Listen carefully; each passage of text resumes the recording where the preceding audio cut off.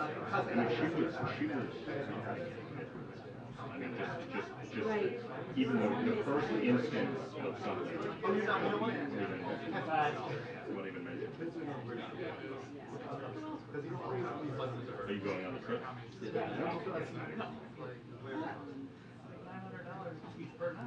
Hi. How are you? Good. Wonder who the hell is your neighbor today? What's going on here?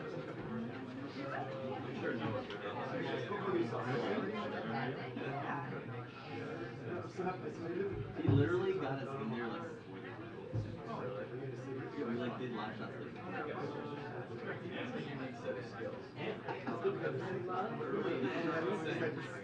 Early. Well, I mean, I'm not here. Good afternoon, everybody. Okay.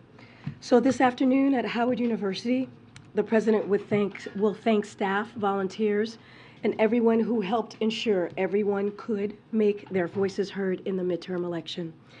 As you heard him say yesterday, the president, with their votes, the American people have spoken and proven once again that democracy is who we are.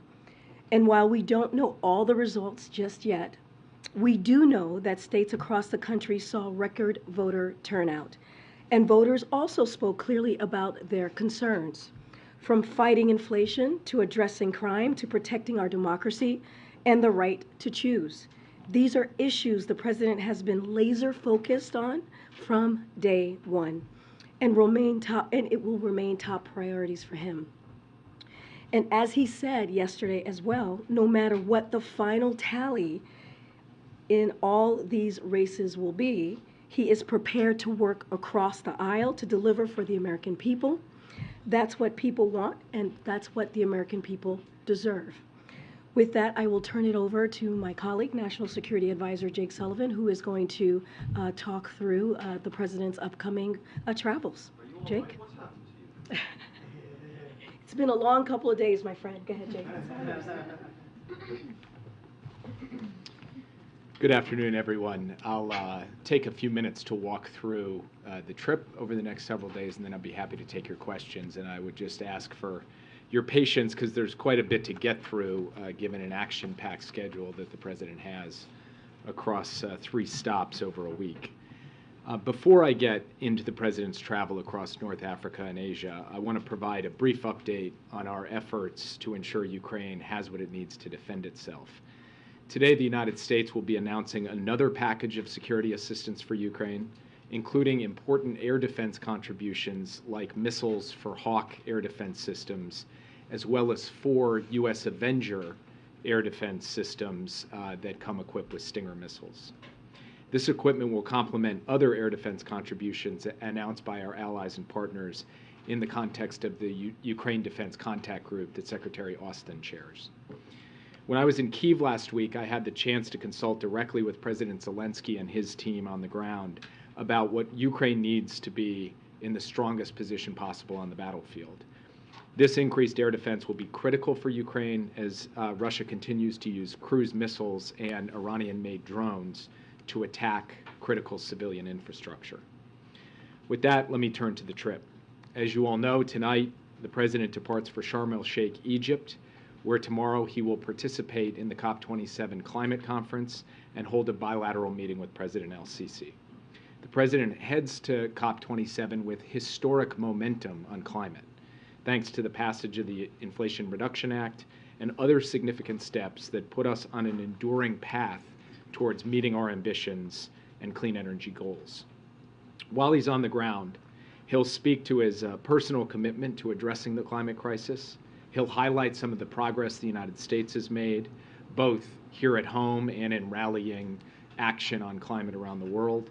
And he'll underscore the need to go further, faster, to help the most vulnerable communities build their resilience without losing sight of the need for the world and particularly for the major economies to cut emissions drastically in this decisive decade. While in Egypt, President Biden will also meet with President al-Sisi, as I mentioned, to discuss a number of critical regional and bilateral issues following on his visit to the Middle East earlier this year, where he also had an opportunity to sit with President al-Sisi. On Saturday, he'll arrive in Cambodia and attend the U.S. ASEAN Summit. He'll reaffirm the United States' strong support for ASEAN centrality and build on the achievements of the historic U.S.-ASEAN Special Summit that was held in Washington, D.C. earlier this year. He will also hold a bilateral meeting with 2022 ASEAN Chair, the Prime Minister of Cambodia, Hun Sen. On Sunday in Cambodia, he will participate in the East Asia Summit. He will underscore U.S. support for the ASEAN-led regional architecture in the Indo-Pacific and discuss opportunities to ensure a free and open Indo-Pacific that is more connected, more prosperous, more secure, and more resilient.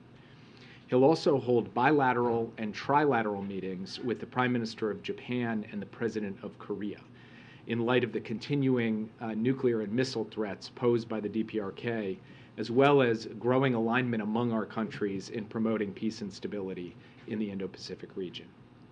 On Monday, President Biden will be in Bali, Indonesia, where he will hold a bilateral meeting with Indonesian President Joko Widodo. He will thank President Widodo for his leadership, his chairmanship of the G20, and highlight the growing importance of the U.S.-Indonesia strategic partnership. Later in the day on Monday, President Biden will hold a bilateral meeting with President Xi Jinping of China. This is the first time that President Biden and President Xi will have this is the first time that they will meet face-to-face since President Biden became president. President Biden has made it a priority to keep lines of communication open with President Xi, to responsibly manage the competition between our two countries, and he believes there is no more important channel than that between the leaders of the United States and China. From day one of the Biden administration, our approach to the PRC has followed the same fundamentals.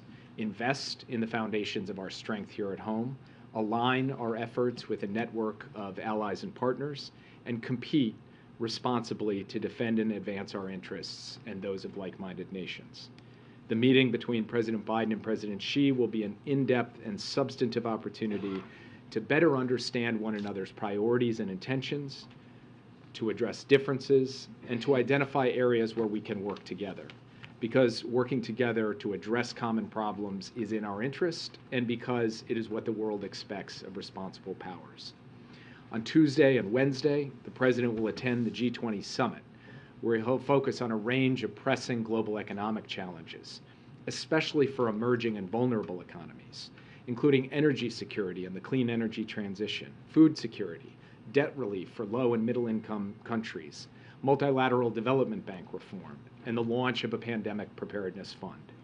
He will also rally like-minded nations to speak out forcefully against Russia's illegal invasion and illegal war in Ukraine, which has exacerbated many of these challenges.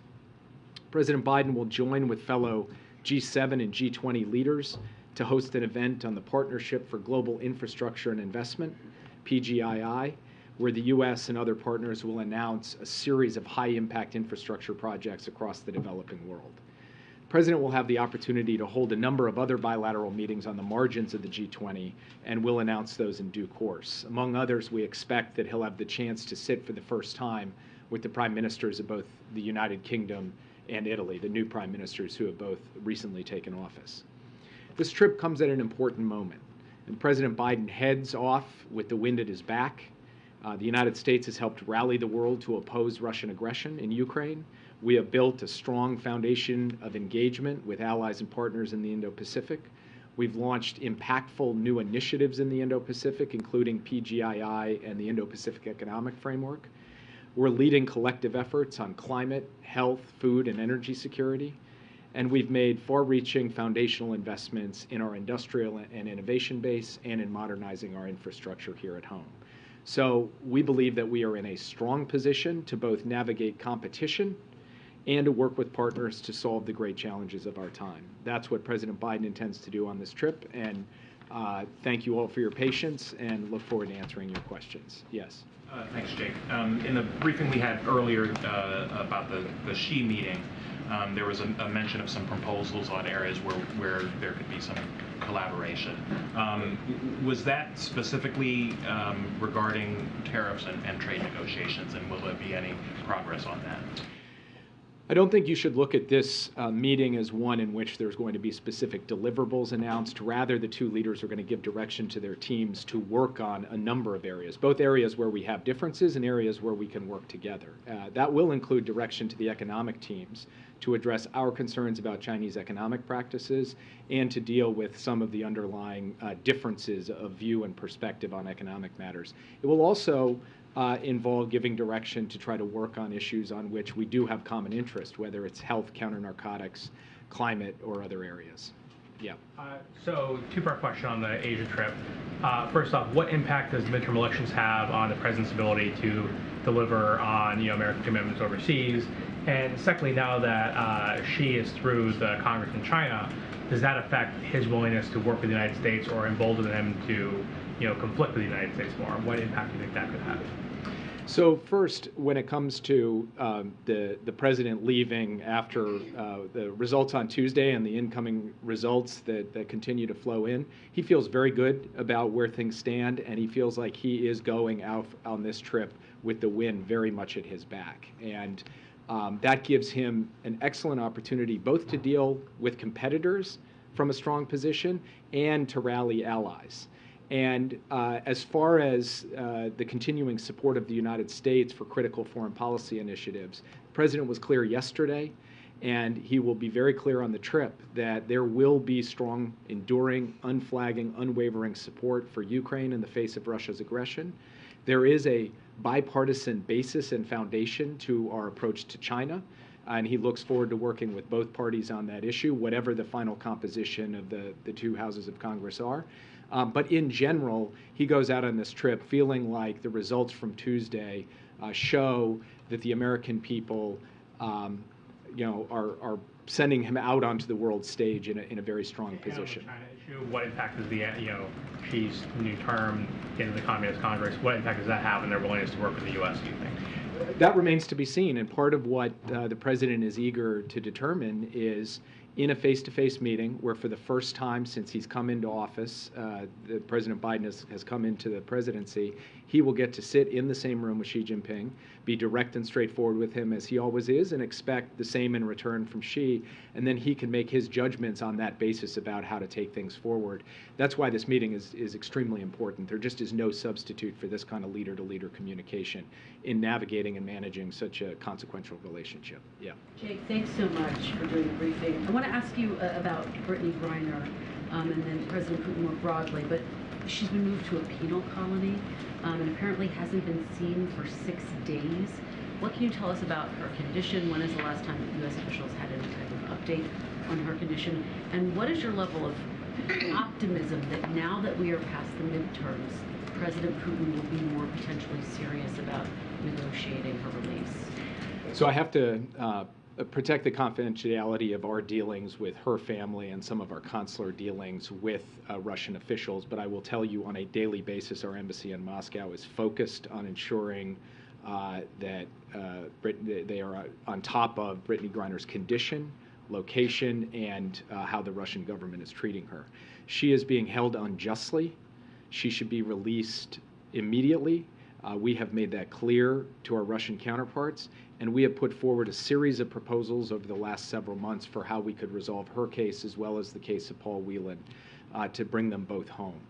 So far, the Russians have not shown a willingness to engage in that back and forth to produce a result.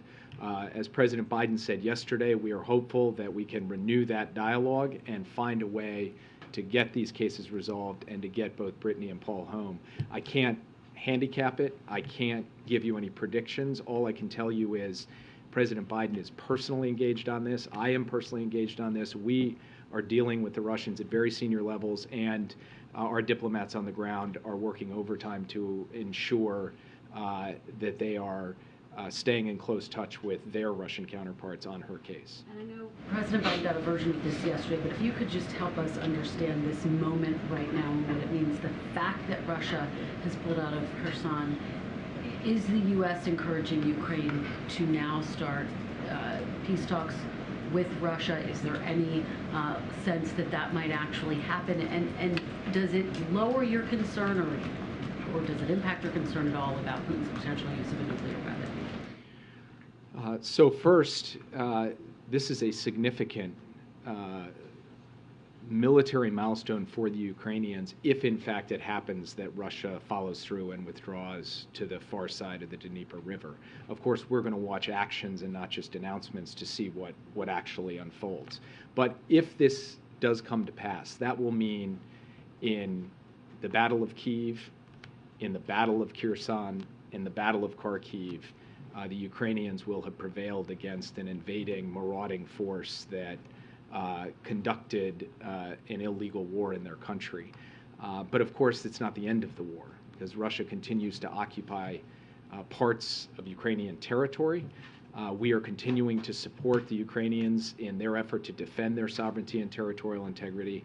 And as the president said yesterday, we're guided by a very simple principle: nothing about Ukraine without Ukraine. It is ultimately up to Ukraine to make determinations about its diplomatic course.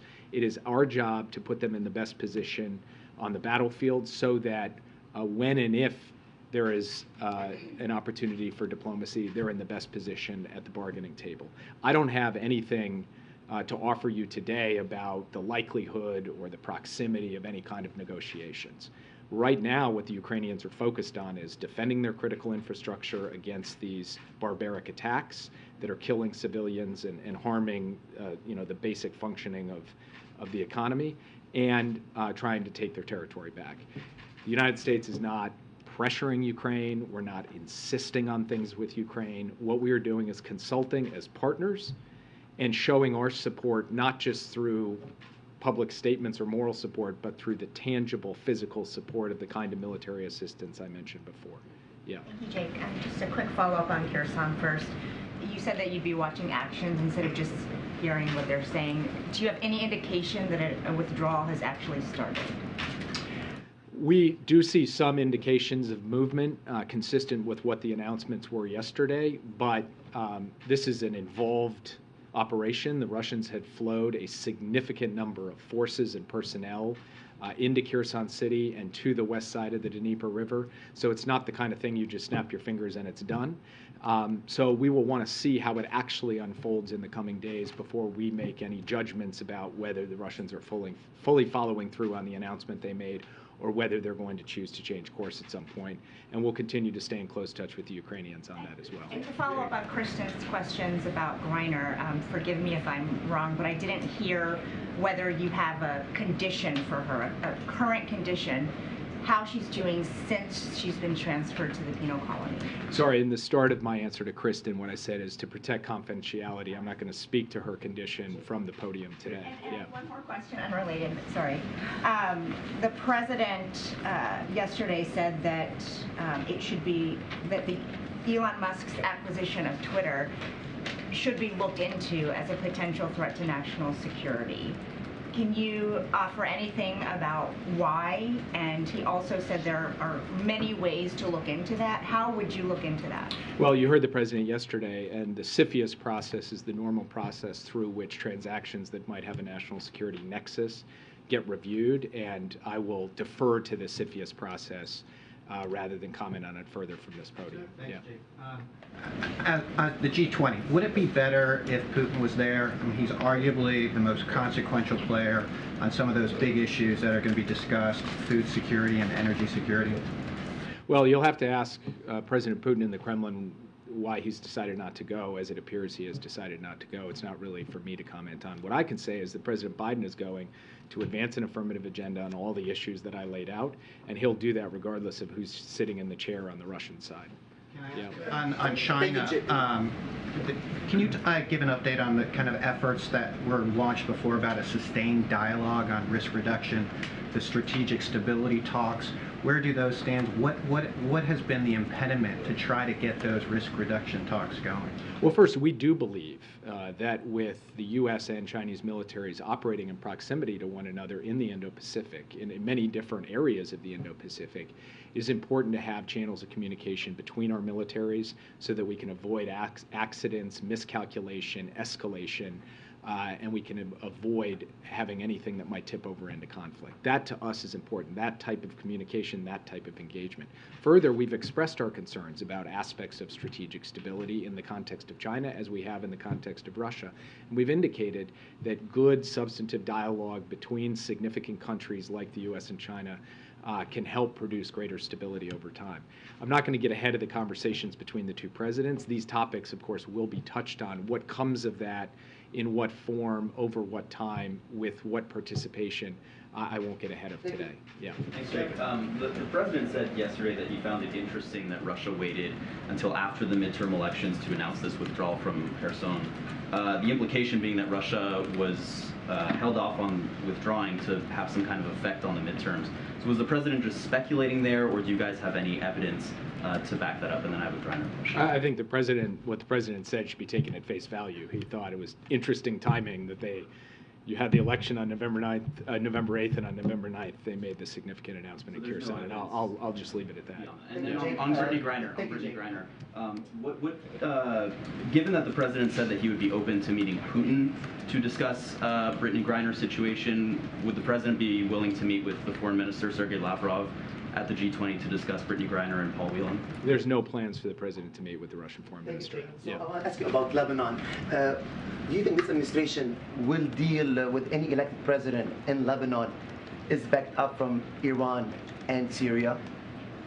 Well, I don't want to get ahead of, and make I don't want to make categorical statements, because we'll have to see what comes out of the democratic process in Lebanon. What I will say is that the president did directly engage with President Aoun just a couple of weeks ago in the process of bringing to conclusion a historic and significant maritime agreement involving Israel and Lebanon. So we certainly believe it's in the United States' national security interest to have a relationship with the government of Lebanon, because we think that that can help with regional security, with America's security, with Israel's security, and ultimately with the security and prosperity of the people of Lebanon.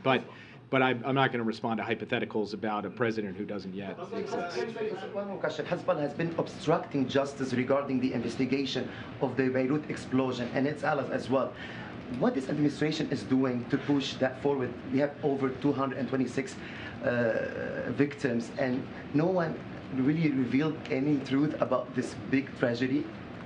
It continues to be the focus of the U.S. government, as it has been from the day that President Biden came into office, to try and drive towards answers and accountability when it comes to that explosion, and we'll continue to work that as actively as we possibly can. Yeah. Thank you very much, Jake. Questions about Brazil after Asia. Are you going to Brazil to meet with the president-elect Lula?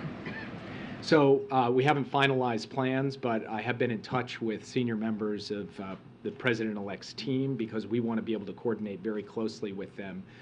Whether that involves me going down there or some folks coming here, we're still working out. But I think that you can expect face-to-face engagement at high levels between the incoming team and our team, so that we can hit the ground running once President-elect Lula becomes president on January 1st. Follow-up, what kind of challenges do you see with the new government of Brazil, for example, related to the Russia war in Ukraine? Lula said he will talk with Russia and Ukraine to try to end the war. What do you think about that? And today, Secretary Kerry met with Lula's team, and they discussed help to protect the Amazon.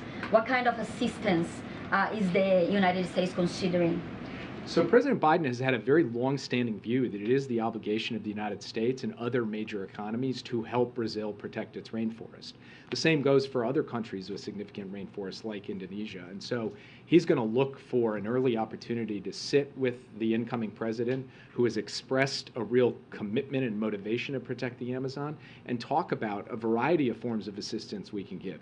Not just technical assistance, but financial assistance as well. That's something President Biden sees as a real priority. And with respect to Russia's war on Ukraine, President Biden had an opportunity briefly to speak with the president-elect shortly after his victory, and they agreed that they would talk in detail about all of these issues, including the Ukraine issue, when they have the chance to meet in person. I'm not going to get ahead of that conversation, because I think the two of them should have the chance to talk before I characterize it. Yeah. Thank you. General Milley yesterday had a pretty staggering assessment of the casualties from Russian casualties in this war so far, saying that 100,000 have been wounded or killed. Can you discuss what impact is this having on Putin domestically in terms of support for this war, and just how long do you think Russia can keep operating at this casualty rate? Well, the numbers are really quite striking, and we're talking about just an immense amount of suffering on the part not just of those who have died or been injured in the war in Ukraine, but their families and their communities across Russia. And one of the reasons why we believe that Russia should end this war and leave Ukraine is for the good of those families and communities inside Russia. It is difficult at the moment for us to characterize the internal political situation inside Russia. For one thing, you've got the tight control of the Kremlin on the communications apparatus and on the political apparatus in that country. For another, all of us in this room see surprises in our own domestic political context, so trying to be effective armchair analysts of another country's political process is something we should have significant humility about. But we are watching closely for these impacts, economically, socially, and beyond, because you simply cannot visit upon your country this level of suffering without it having reverberating impacts of various kinds. So we will have to see how that unfolds. And how long do you think they could keep operating at this level of casualties? Well, first, it's clear that the fact of Russian military losses on the battlefield is having an impact on their ability to hold territory in Ukraine. We've seen that in Kharkiv. We've seen that in the announcement that they have made about Kherson. So it's having an impact. But the larger how long question is not one that I can put a timetable on, because war is inherently unpredictable. And so all we can do is continue to try and make sure that for our purposes, we're giving Ukraine what it needs to do its part, and then we will, of course, analyze how Russia is postured and positioned as we go forward. Yeah. Yes. So I wanted to ask two questions about the meeting with President Xi. One, yesterday, the president did not commit to telling President Xi that they would, or the U.S. would, defend Taiwan militarily. How should Taiwan be interpreting that answer? And secondly, the Treasury released a report today saying that, or criticizing China for not being more transparent about its foreign exchange policy, and explicitly calling it a failure. Will the two leaders speak about that tomorrow as well? So on your first question, as many of you know, having seen President Biden go into consequential meetings with foreign counterparts, he doesn't like to characterize what he's going to say to them. He likes to actually go say it to them. And as for how Taiwan might react to that, we'll have the opportunity as an administration to brief Taiwan on the results of that meeting, and I'm confident that they will feel very secure and comfortable in the United States' position when it comes to our support for peace and stability across the Taiwan Strait, and our commitment to the Taiwan Relations Act, which does commit the United States to ensuring we're providing the articles for Taiwan's defense. Yeah. Oh, and you asked about the FX report. I would just say that this has been a long-standing concern of the United States. It's been reflected in previous reports. It doesn't come as a significant surprise, but it is an area of significant concern for the United States. And I can't tell you standing here today whether that particular topic will come up among the wide range of things we have to discuss with the PRC. Questions on Egypt. Can you give us a little bit of details about the bilateral between the President and President Sisi? Is regional security is one of the issues going to be discussed? And on the meeting with Xi Jinping, can you give us some kind of assessment of how do you see Russia position vis-a-vis, China position vis-a-vis Russia?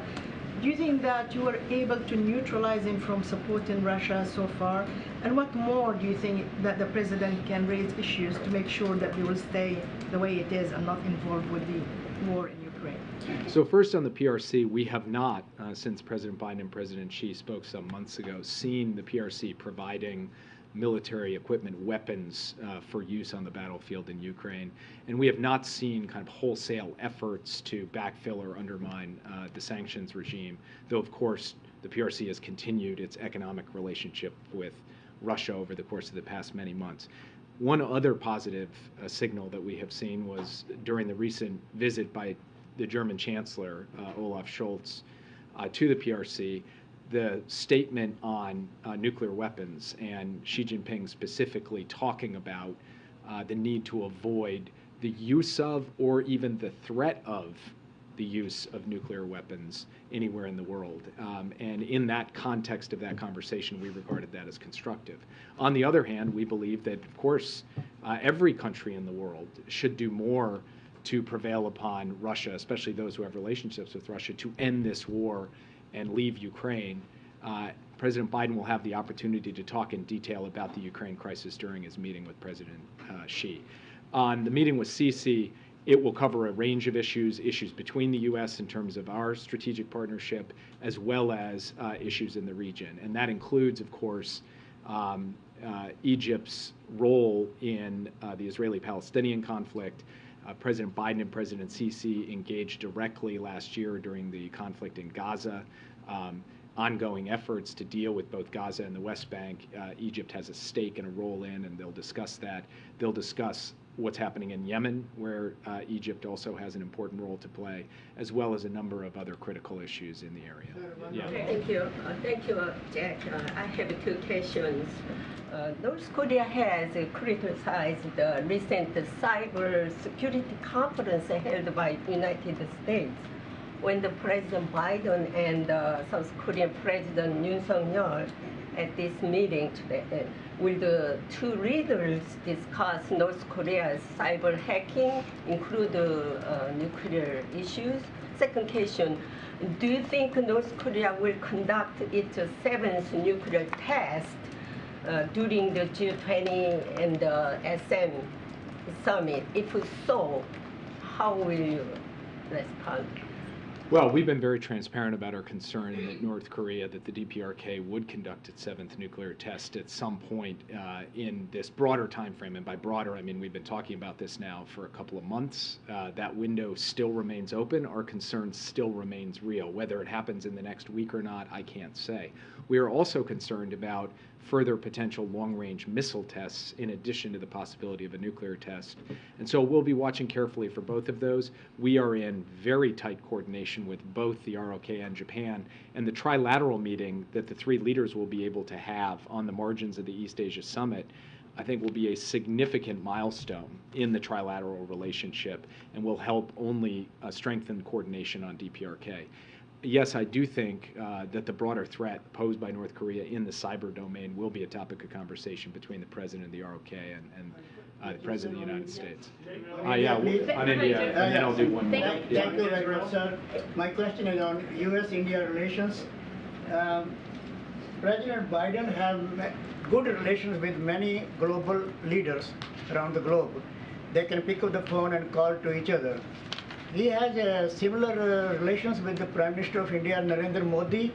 And second part of the question is, if President Biden is visiting India anytime soon, because 1.3 billion people are waiting to welcome him, and at the same time, if Prime Minister Modi is visiting the White House. Thank you, sir. So first, India is the president of the G20 next year. So President Biden certainly will intend to be a participant in that G20. I don't have anything to announce about visits prior to that to India or visits to the White House, but I would point out Prime Minister Modi has already been to the White House since President Biden took office, and the two of them have had the opportunity to meet in person multiple times and to talk by phone multiple times and to talk on video multiple times. When you add all that up, it is a productive, very practical relationship between these two leaders who see common interests on a number of critical issues and have really worked together to strengthen the U.S.-India partnership. And President Biden is looking forward to seeing Prime Minister Modi at the G20 this year as well as we look ahead to next year. And I'll do the last question. Thank you, Jake. Two quick questions. One, you mentioned sort of a robust agenda for Biden in his bilat with Sisi. Does he intend, though, to bring up human rights and specifically call for the release of jailed activist Alaa Abd El-Fattah? Is that part of his agenda with Sisi?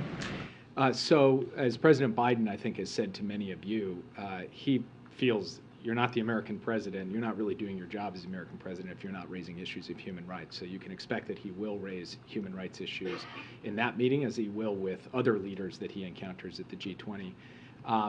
On the particular case of Alaa Abd El-Fattah, We have been in high-level communication with the Egyptian government on this case. We have deep concern about it. We would like to see him freed. We have had discussions through very senior channels, and I think you can expect that those conversations will continue on the ground in Sharm el-Sheikh when we get there. Thank you. Just real quick on Xi Jinping and the meeting there. President Biden has obviously met with him many times in the past. Some of the success of those meetings was seen to be a little bit of open-ended and sometimes informalities. This will be different, but is there anything that you guys are doing to try to recreate those sort of more informal exchanges that the two of them had, or is it sort of a meeting set up with many people alongside each side of the table that makes those types of informal discussions more difficult?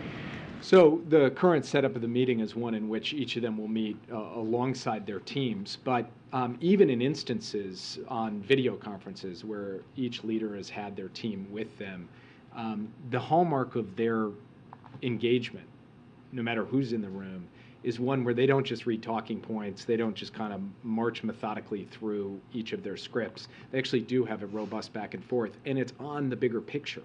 Where is this relationship headed? Where is the PRC headed? Where is the U.S. headed? And especially at this moment, as the president comes out of these midterms, as Xi Jinping comes out of the 20th Party Congress, that bigger picture conversation is probably the most important element of this meeting. That's what the president has on his mind going in. And I think for that reason, it is going to be an important and, in my view, highly constructive contribution to how we manage this relationship going forward. Sorry, guys. Okay. Gonna do another like 15 minutes. Chris, you want to kick us off? Sure. A question about cryptocurrencies. Interested in the administration seeing those things crash, and should regulators be taking a harder look at these things to protect investors at this point? So I'm not able to comment on it, on what specific actions independent regulators should or should not take on this particular issue. But what I can say is the administration is aware of the recent developments on this, and we'll just continue to monitor the situation. Should the administration do legislation, new things that should be done to protect people? So look, the administration, as you know, Chris, has consistently maintained that without proper oversight, cryptocurrencies, it risks harming everyday Americans. So this is something that clearly we monitor and that we see as an important issue. But the most recent news further underscores these concerns and highlights why prudent regulation of cryptocurrencies is indeed needed. The White House, along with the relevant agencies, will again closely monitor the situation as it develops. Just a quick follow-up on foreign policy first. Kevin McCarthy has said that he would love to lead a congressional delegation to Taiwan. I'm just curious if you would discourage him from doing that if he becomes Speaker. That's not something I'm going to speak to about. As you know, when you all were asking us about the Speaker's travel, we did not comment about her travel. We're certainly not going to do that with Kevin McCarthy. Just on the CPI statement this morning from the president, most of the increase that we saw in inflation last month was due to rising costs for shelter. President Biden's statement didn't mention that. What is the administration doing to contain the rampant run-up in rents right now? Of shelter specifically?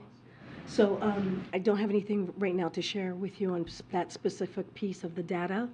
As you know, the report, the way that we saw it, and as the president says, it shows that we are making progress, which is important as we talk about CPI, on bringing inflation down. As you know, inflation has been a #1 top priority when it comes to the economy, those lowering costs for the American people. And so without giving up all of our progress clearly that we have made with the economy, when we look at the labor market, the job creation. So the President Economic Plan, as we know, as we see it right now, because of this data and many other pieces of data that we have seen, we are seeing some strength, and it continues to grow. And we are put in a situation to manage our economy through these global challenges. So again, we think that The data that we saw with CPI is a step forward. The president clearly is going to continue to do the work to bring down cost for the American people. We've talked about the gas prices and also Inflation Reduction Act, so that will continue to be. But that particular piece of the data, I don't have anything to share with you on that. Go ahead. Thanks, Karine. President Biden yesterday drew some red lines on issues where he will not compromise with Republicans: Medicare, Social Security, a national abortion ban. He also did say that he would be willing to compromise with Republicans on some other issues, but he didn't say which ones specifically. So what are the areas where you guys do see room for compromise with Republicans? So as you know, all the results are not in yet, so don't want to get ahead of that. And we'll have a better sense, hopefully in the next couple of days, if not the next couple of weeks, of what the Congress, the complexion of the Congress is going to look like. I think what the president was trying to say is that the American people made themselves very clear. The last couple of months, you've heard the president lay out the stark contrasts. He laid out the choices that the American people had to make just a couple of days ago, and they were very clear about that, which is making sure that we continue to lower costs, making sure that we do not repeal Inflation Reduction Act, making sure that we continue to deliver for the American people, making sure that, let's not forget, democracy was also a choice that the American people made. And so that's what he's talking about. He's talking about basically the wins that we have been able to deliver for the American people. He's not willing to roll that back. And as we know, congressional Republicans made themselves very clear leading up to Tuesday that they were going to roll back Medicare. They were going to roll back Social Security, not even roll it back, just cut it all off, right? Chop it out. And so the president's saying he's just not willing to do that. And let's not forget, these are issues that the American people see as very popular and important to them. So that's what he's talking about. I understand you don't want to get ahead of the results, but it was the president who said yesterday that he'd be willing to compromise on certain issues. So has he not thought through what those issues would be? It's just No, I hear your question. You're saying he's being willing to compromise, but at the same time, we have to see what the results are. And of course he's going to say that. He's the president of the United States. Of course he's going to say, I'm willing to work with the other side. We're talking about President Biden, who has done that. He also laid out that he has, since his administration in the past 20 plus months, he has passed 200 bipartisan laws. Signed 200 bipartisan laws. And so he is saying that he's willing to work with the other side, as he has said before. But once we know what we're working with in the next, hopefully, a couple of days, if not longer, then we'll have those conversations and can talk more. And then quickly on democracy, the president yesterday talked about, this being an example that democracy works. He really emphasized that. I think he's expected to talk about that later today as well.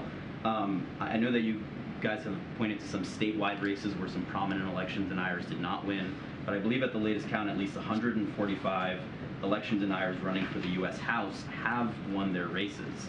So given that, how does the president assess the state of U.S. democracy and the health of that democracy when so many election deniers are being elected to Congress, a majority of the Republican caucus? So the president has been very clear that he still sees that he believes our democracy is still under threat and that the American people have to defend it. That's something that he's going to continue to say.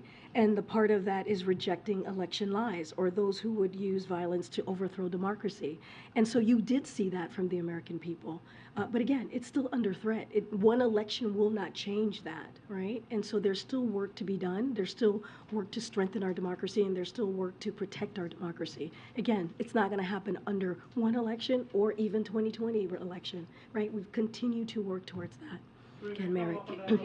I'll come to the back in a second. Go ahead. Can you describe more of the president's phone call yesterday with Leader McCarthy? He noted they don't have much of a personal relationship, so how did it go? Did he get a sense that there are areas where they will be able to compromise going forward? I'm not going to get into more details into their private conversation. I'm sure Leader McCarthy will have more to say on his end.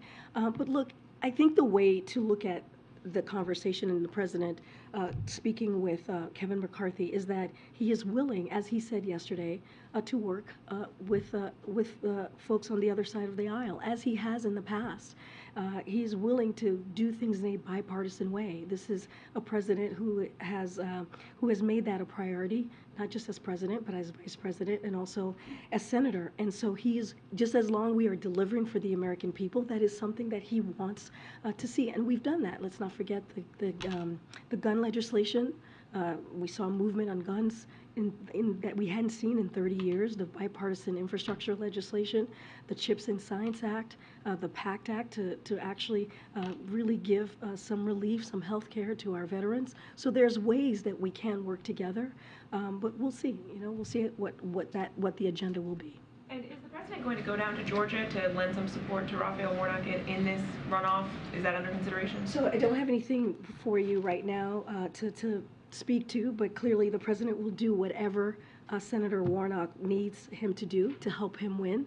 The DNC made significant investments in Georgia this year, but again, I don't have anything right now to lay out as far as any travel that the president will be making. Has Warnock made a request? I actually have not heard of a request. I just don't have anything to share on that. Okay. And I'll come to that. Karine, thank you so much. The president's obviously going to this climate summit, to COP27. How does he reassure leaders, given that he is anticipating a Republican Congress, that any new agreements that they come to will be carried out here, will be codified if need be, given that he's got to reach across the aisle? We'd say that last part, how can he reassure the leaders that whatever new agreements they reach there will be carried out, will be codified here, given that we are expecting that he will be working with Republicans? Well, I mean, this is a president who has been in front of world leaders, who has traveled abroad, as you know, multiple times in the past 20+ months of his presidency. And let's not forget, as vice president, and let's not forget, as senator. So he has, as we know, a lot of respect for some of these leaders. He has very close relationships with many of these leaders. He has done business, if you will, and talked about really key important issues over the last few years, if not decades. So I think there's a level of trust and understanding on how this works. And I I also feel as if I also think that we don't want to go too far, right? Because we're still waiting on results. We're still waiting on what will happen with Congress, both the Senate and the House. But again, it was a good night for Democrats. It was a historic night for Democrats. And like Jake said, just from here, just moments ago, the president goes into, goes to Asia with the wind at his back. And it's not the first time. One of the last times he went, it was the bipartisan infrastructure legislation. There are wins that they have seen us deliver on. And so I think there is a level of trust with this particular president. I just want to ask you one quickly on the economy. Inflation not as high as was expected, but we are hearing about these layoffs of these major companies, Meta and Twitter. What is the message to American companies who are concerned that those layoffs could be a sign that the economy could be headed toward a recession? So we are aware of the layoffs at Meta and other tech companies that you just laid out, Kristen. I don't have a comment on the moves announced by Meta today specifically, but more broadly speaking, the most recent jobs and CPI report, the one from today, suggests that the U.S. economy continues to grow, and it's also adding jobs, which is incredibly important. And Americans are beginning to see a much more needed break in inflation, so that does matter. If you just look at CPI, let's not forget the GDP, where we saw the last quarter, we saw the economy grow by 2.6%. All these data points matter as to how we're growing and where we're headed in an economy.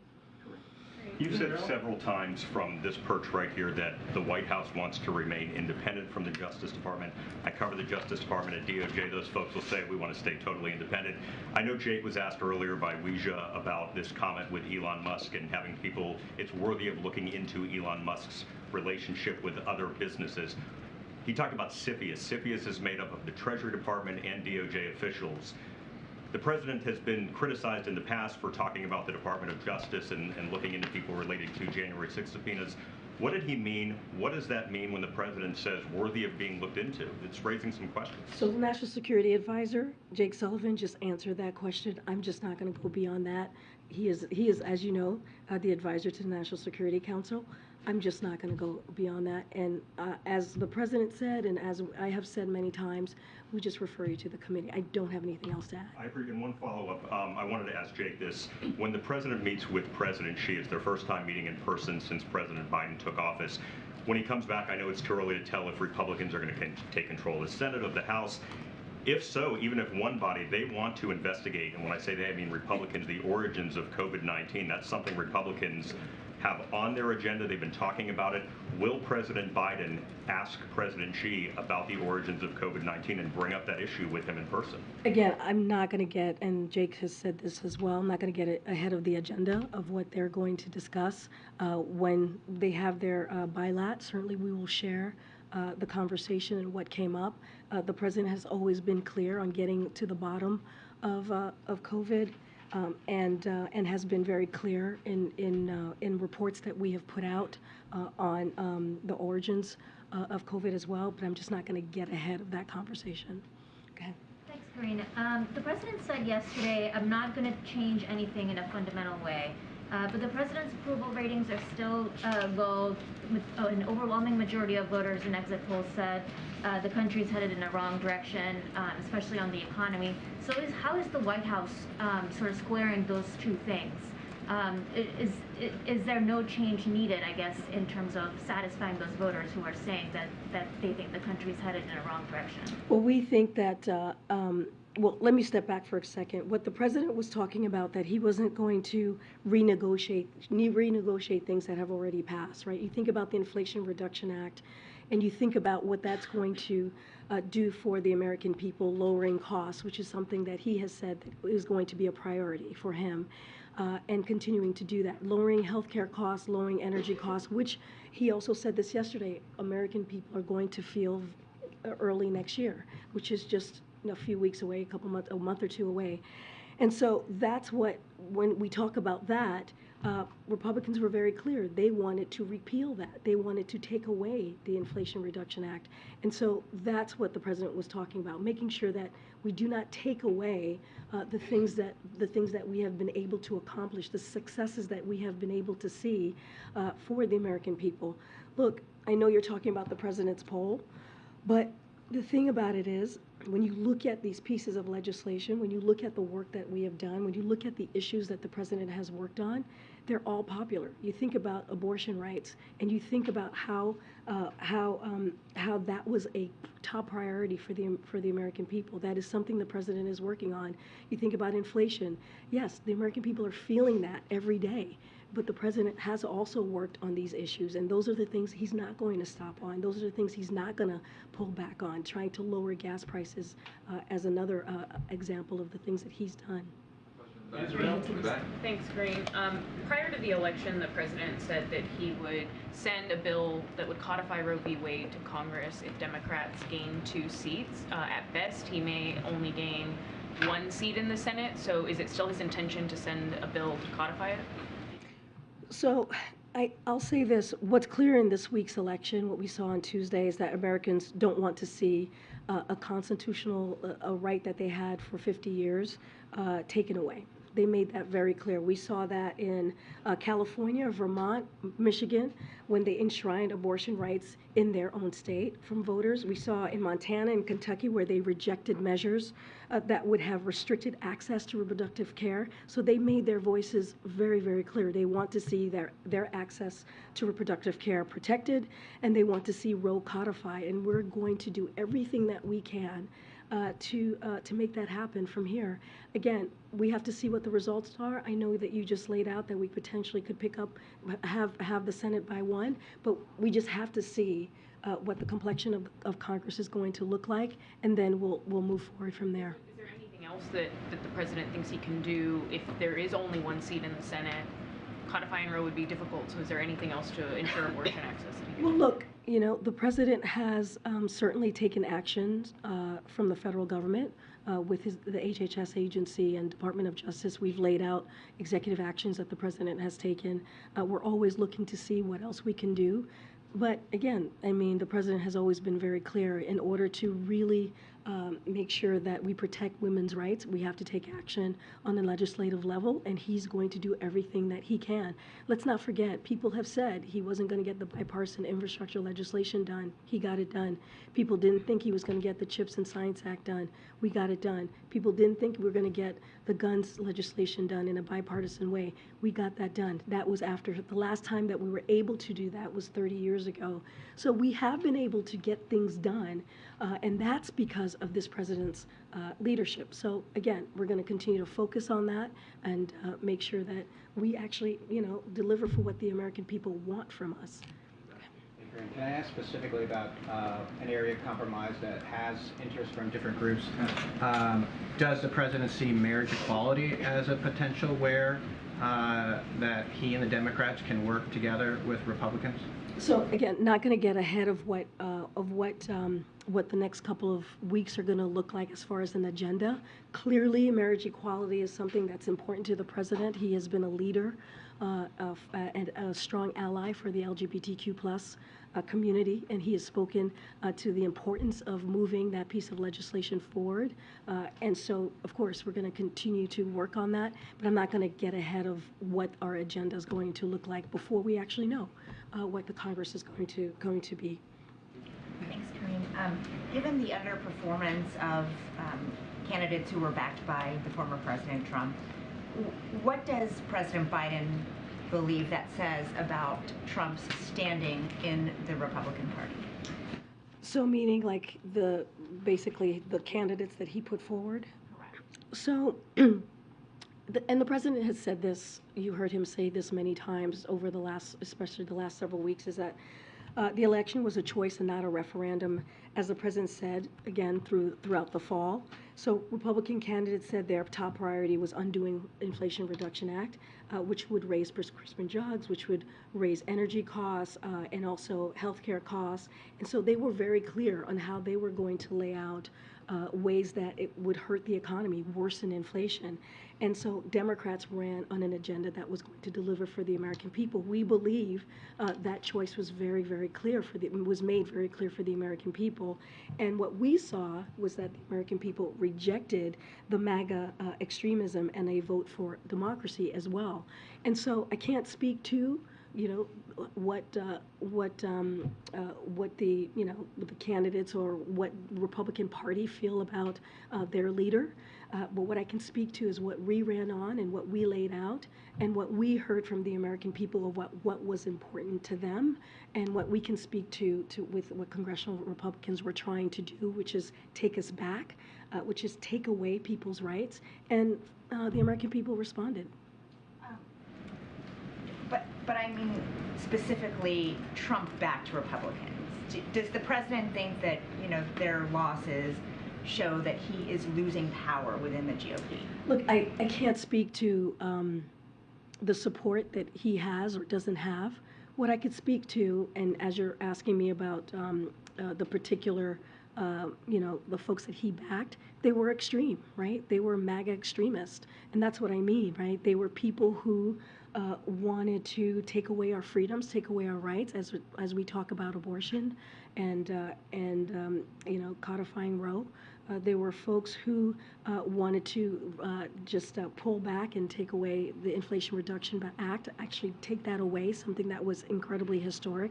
They wanted to do the opposite of what we're trying to do, which is deliver for the American people. They had extreme views, even as election deniers, even on democracy.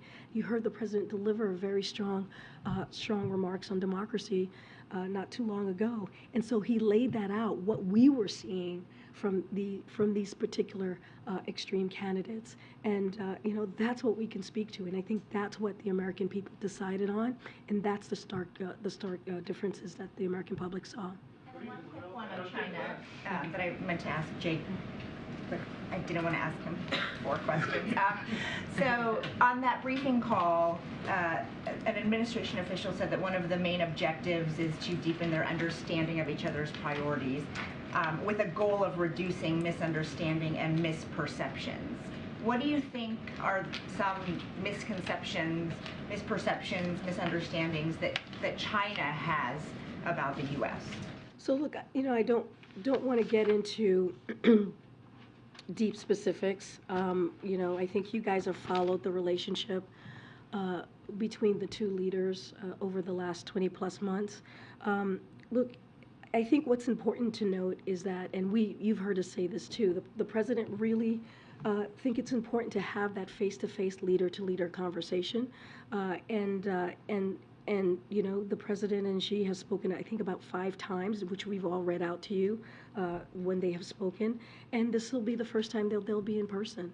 And we believe, the president believes it is critical to build a floor for the relationship and ensure that there are rules of the road that bound our competition. But building a floor is not just about that. It's also ensuring that we also are working together on areas where our interests align, especially transnational challenges that affect the international community. So there are a lot of things that I think that they are going to discuss.